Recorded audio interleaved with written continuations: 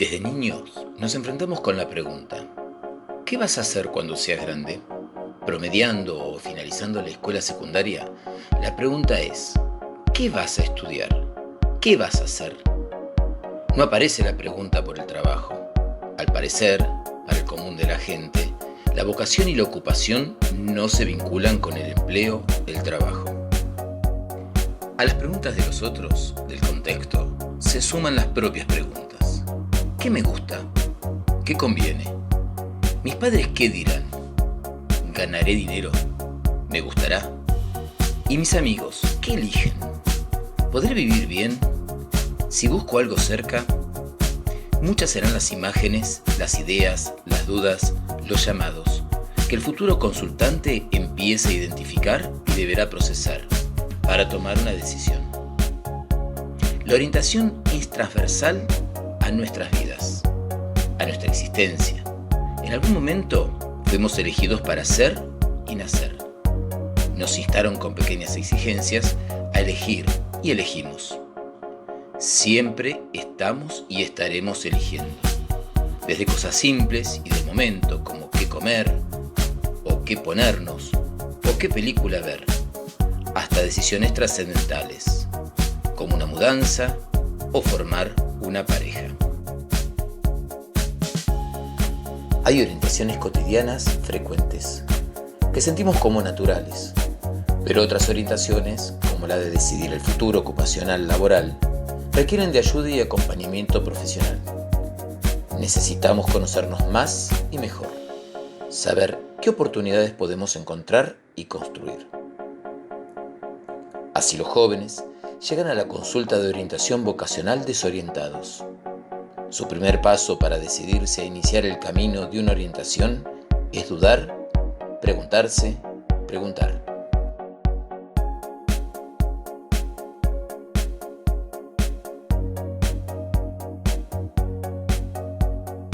Soy el licenciado Roberto Ramos, psicólogo, orientador, profesor, diplomado superior en Ciencias Sociales y Gestión Educativa, especialista en gestión de la educación técnico-profesional. Actualmente dirijo la Escuela de Educación Secundaria Técnica número 1, Dr. Bernardo Alberto Say, de la localidad de Bedia, provincia de Buenos Aires. Y en primer lugar quiero agradecer a las autoridades del Colegio Militar de la Nación y a los organizadores de esta tercera Jornada Nacional de Orientación y Reeducación Vocacional Ocupacional Laboral por la invitación a participar nuevamente por tercer año consecutivo de este espacio de divulgación científica con apertura a la comunidad. Compromisos impostergables de índole laboral hoy me impiden compartir en forma directa con ustedes este evento, pero he preparado especialmente este material para compartirlo. Para aquellos que quieran y necesiten comunicarse conmigo, lo pueden hacer a través de los organizadores. El tema que hoy voy a compartir con ustedes en esta mesa es la tarea del orientador y sus modelos para orientar.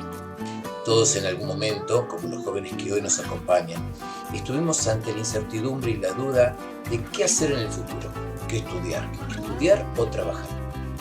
Ante la determinación o la decisión de realizar un proceso de orientación vocacional, la pregunta es: ¿todos los procesos son iguales? ¿Por qué explorar el pasado si lo que quiero decidir es mi futuro? ¿Todos los orientadores proyectan de igual manera este proceso? Estos y otros interrogantes son los que voy a intentar esclarecer en esta presentación. Con certeza podría adelantarle que no todos los orientadores trabajamos de igual manera.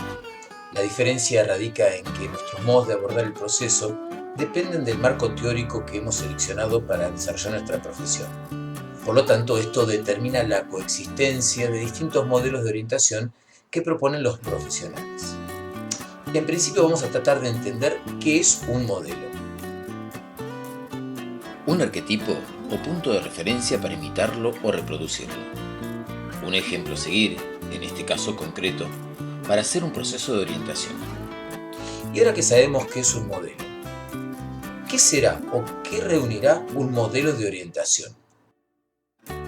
Estilos en el abordaje de la información, propuestas y estrategias de trabajo con el orientador, modos de encuadrar la tarea, habilitación de un tiempo y espacio para preguntar, visión de la ocupación, las construcciones de respuestas, el despliegue y prácticas de competencias. Ahora bien, si suponemos que hay más de un modelo, ¿cuál de ellos es el más conveniente? Antes de entrar de lleno en el desarrollo de este tema, lo que quiero dejar en claro es que no hay respuestas correctas o incorrectas en cuanto a la orientación, pero sí lo que debe habilitarse es un espacio de preguntas y reflexión que se vaya construyendo junto con el consultante en su búsqueda. Cada consultante debe elegir con qué modelo se siente contenido, comprendido, orientado, por qué no decirlo, más cómodo. Dicho esto, empezaré a presentar mi exposición en dos momentos. En el primero de ellos, haré foco en lo que denominaremos la tríada de la orientación vocacional. En un segundo momento, voy a hacer foco, voy a poner mi atención en una breve presentación de la posición integracionista, que es el marco teórico de la orientación vocacional ocupacional, creada, desarrollada y revisada sistemáticamente por la doctora Silvia Hellman, de quien soy discípulo. Autoconocimiento, información, toma de decisiones. Cada uno de estos modelos constituyen la tríada de la orientación y forman parte de los procesos clásicos y tradicionales, donde solo se centran sus intervenciones en un único sentido o modelo, o pueden llegar a complementarse entre sí con sus combinaciones. Poner atención, hacer foco en uno, dos o los tres modelos en un proceso seguro que va a traer algún tipo de visión ecléctica, sesgada, parcial o limitada del sujeto con sus potencialidades, pero también del contexto, así como también de esta reciprocidad que tienen ambos en su mutua determinación. El autoconocimiento, a través de preguntas como ¿quién soy? ¿Qué quiero ser? ¿Quién puedo ser? ¿Qué me gusta? Guiando la búsqueda de respuestas en torno a ¿quién es uno? Su historia o novela familiar y escolar, limitaciones y alcance, mecanismos de defensa. La determinación o la elección se sitúa en la idea de hace lo que sientas, hace lo que te gusta. Por lo tanto, la ocupación se visibiliza y tramita como ensoñación, fantasía, romanticismo, esperanza. Las competencias que se ponen en juego y se afianzan en el proceso están destinadas al autoconocimiento del consultante, ya sea al automundo o al micromundo.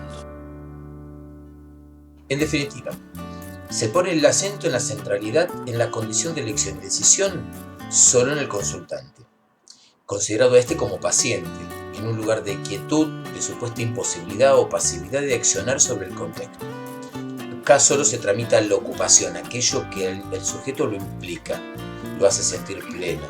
Elige por un llamado que realmente no termina nunca de definir a quién pertenece, si es de él, si es del contexto, de la familia, del entorno, de la sociedad, donde lo laboral no entra en diálogo, en discusión o tensión. Ahora vamos a pasar al modelo centrado en la información. Toda la indagación y el conocimiento va a recaer sobre la realidad social, laboral, educativa, económica. En sí mismo, lo que va a centrar es todo el trabajo en la búsqueda de datos, de información, muchos de aquellos donde los encontramos habitualmente, en las guías de estudio o en las páginas web de las universidades. Pregunta acerca de ¿qué hay? ¿Qué oficios y profesiones existen? ¿Dónde se enseñan? ¿Qué hay para elegir? ¿Qué demanda el mercado? ¿Qué aptitudes o disposiciones se requieren? Dando respuestas sobre oferta y demanda laboral, campos ocupacionales, oficios y profesiones, lugares para aprender.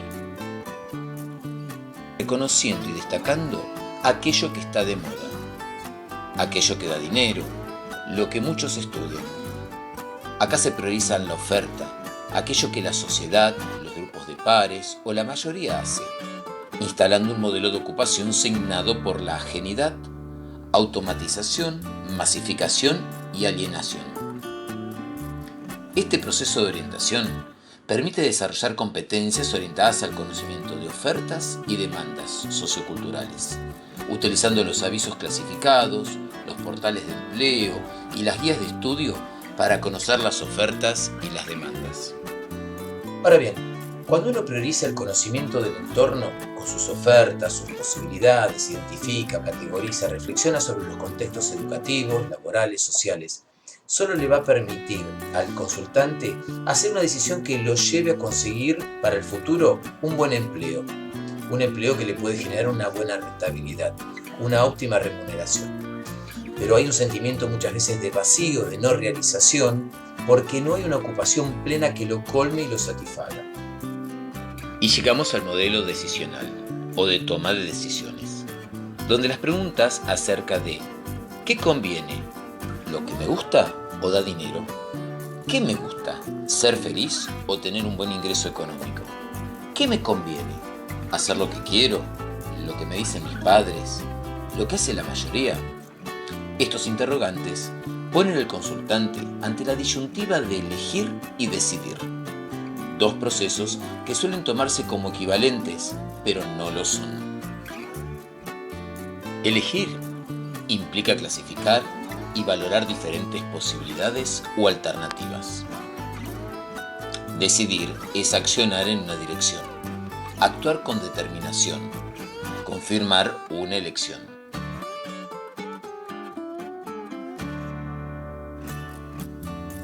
Las respuestas en una toma de decisión se ve condicionada por la posibilidad y la capacidad de ordenamiento, clasificación y valoración que puede desarrollar el consultante acompañado por el orientador.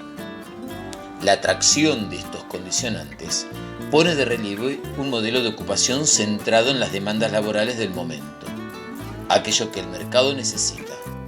Las leyes del mercado y sus demandas de moda o urgencia solo habilitan en el consultante la capacidad de clasificar, ordenar, valorar y elegir por aquello que se estila en un momento determinado.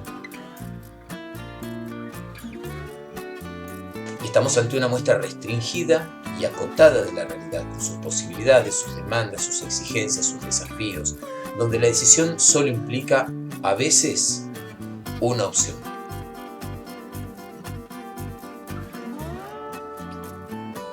Para ir finalizando, presentaré brevemente y a modo ilustrativo las características principales de la posición integración, con una mirada más completa, más sistemática del comportamiento humano, considerándolo en el plano de sus circunstancias, en el marco de su entorno social, histórico y cultural, esencialmente teniendo al sujeto y al consultante como un protagonista del hacer.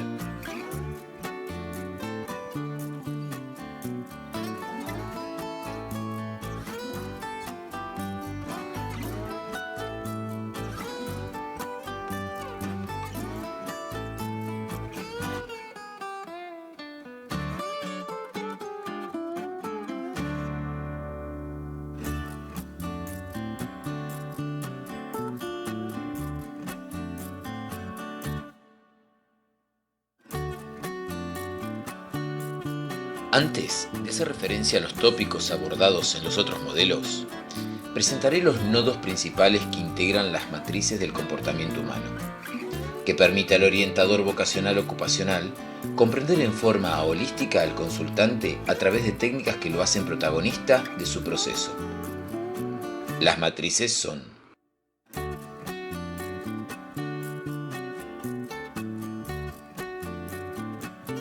matriz biofisiológica, que integra el biotipo y la herencia. Matriz existencial, que aborda la familia y los primeros cuidadores, indagando sobre la construcción de la novela familiar, roles y lugares que se ocupan en la obra que dan origen a los mitos familiares y los diferentes vocatios. Matriz de aprendizajes no familiares. Esto incluye a la escuela y los grupos de pertenencia y referencia, donde tiene importancia las expectativas y la imagen que los otros otorgan al aprendizaje continuo, su posibilidad o limitación de ser con la aprobación o el rechazo. Matriz psicodinámica, que se ocupa de abordar los procesos dinámicos para llegar a entender y comprender la relación mutua y recíproca del sujeto con los objetos, en los intentos adaptativos para llegar a ser y aseverar el ser. Matriz sociocultural, que incorpora la sociedad y la cultura como organizadores de los modelos que proponen, que cada familia supone y los que cada persona dispone.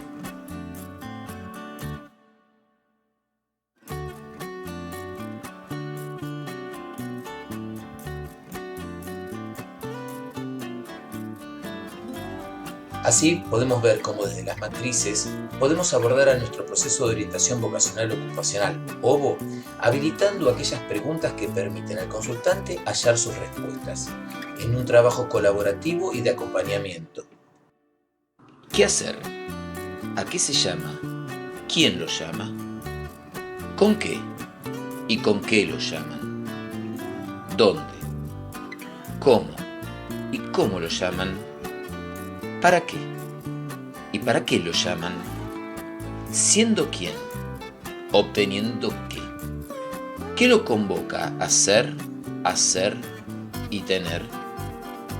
Lo vocacional ocupacional se entiende como la estructura de todos los llamados a ser y hacer en las demandas y posibilidades ocupacionales.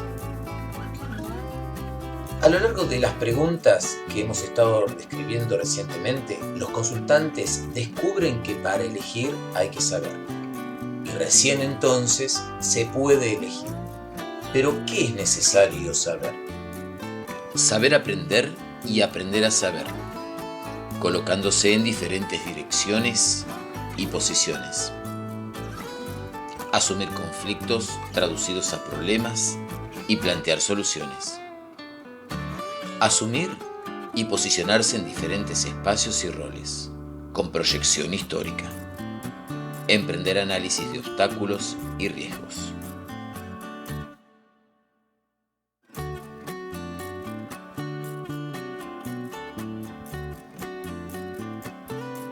Desde la posición integracionista, vamos a considerar las ocupaciones como actividades, como comportamientos, o sea, el hacer. Estos son los que van a ir construyendo al mundo, pero al propio ser humano que realiza estas actividades. El sujeto acá se lo percibe dentro de un contexto sociocultural, participando activamente, conformado, sostenido y reformado por él en su pertenencia grupal. Estamos hablando de una dialéctica.